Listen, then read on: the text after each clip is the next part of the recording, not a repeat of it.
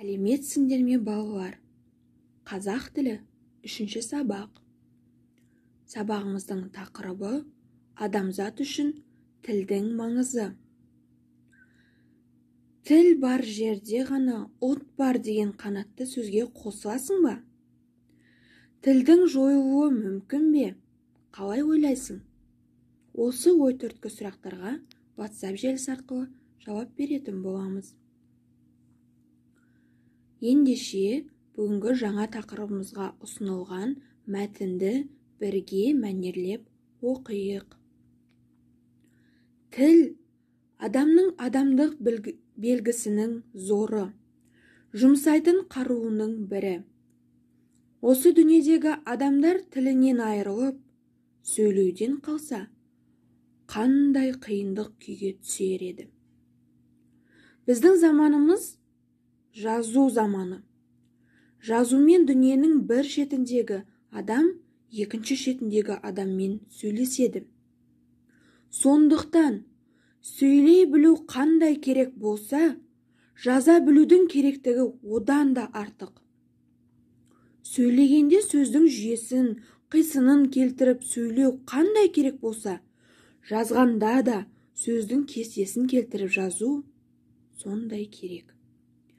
Сөздің жүйесін, қисынын келтіріп жаза білуге, қай сөз қандай орында, қалай өзгеріп, қалайша біріне бірі қисындасып, жалғасатын дағдысын білу керек. Ахмет Байтұрсынұлы. Сөйлеу екі формада жүзеге асады. Ол жазбаша және ауызша.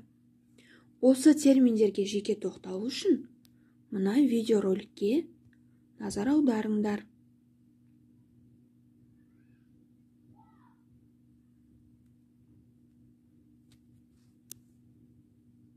Ауызекі сөйлеу дегеніміз біздің еститін және айтатын сөйлемдерді айтады.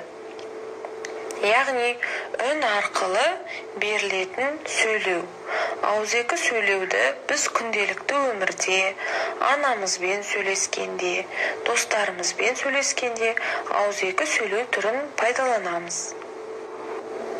Жазбаша сөйлеу дегеніміз жазылып берілетін хабарды айтады. Бұл сөйлеудің түрі бірден пайда болған жоқ. Алғашында адамдар өзінің айтқысы келген ойын суретпен бейнелеген екен. Ендеше, біз жазбаша сөйлеу формасы мен ауызша сөйлеу формасының айырмасын білген болсақ,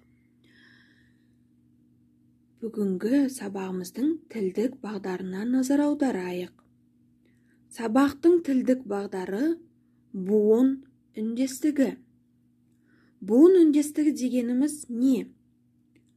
Ол түбір буынның жуан не жіңішкелігіне қарай, қосымшасы жуан не жіңішке дыбыстан жалғанады. Дыбыстардың бұл үйлесімдігін біз үндестік заңы деп атаймыз. Мысалы, балалар, Омар. Омар бізде Омар деген адамның аты түбір сөз, яғни жуан дауысты әріптерден тұрған соң, біз оларға қосымша жалғағанда жуан дауысты қосымшадан жалғаймыз. Мысалы, Омардың. Біз Омар дегенге Омардың деп айта алмаймыз ғой. Омардың. Немесе сынып. Түбір сөз сынып. Бұл жердегі дауысты әріптері жуан болған соң, бұл түбірге жалғанатын қосымша да жуан болу керек. Сынып қа. Біз сынып ке деп айта алмаймыз ғой. Яғни сынып қа.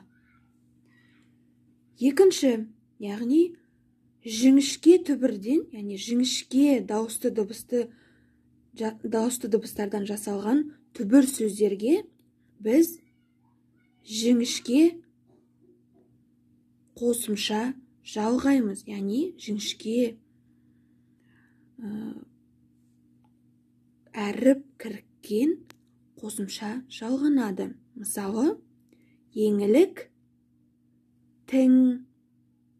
Еңілік деген адамның атындағы дауысты дыбыстарымыз жіңішке болған соң, оған жалғанатын қосымшаның дауысты дыбыстары да жіңішке болуы тиіс. Тағы бір мысал. Әріп, тен. Әріп сөзіндегі дауысты дыбыстар жіңішке болған соң, оған жалғанатын қосымшаның әріптері де жіңішкеден болуы тиіс. Енді сендерге тапсырма. Мына қоржындағы сөздерді қатыстырып, екі сөйлем құрайсыңдар. Қоржында берілген сөздеріміз монолог, адам, белгілі бір тақырып, өз ойын, сөйлеп дегеніміз, толық жеткізу. Бұл сөздер арқылы сендер бірінші сөйлемді құрайсыңдар.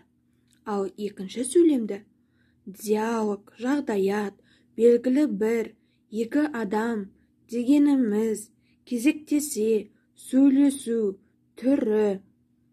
Осы сөздерге яғни қосымшаларды жалғап, сөйлем құрастырып шығасыңдар.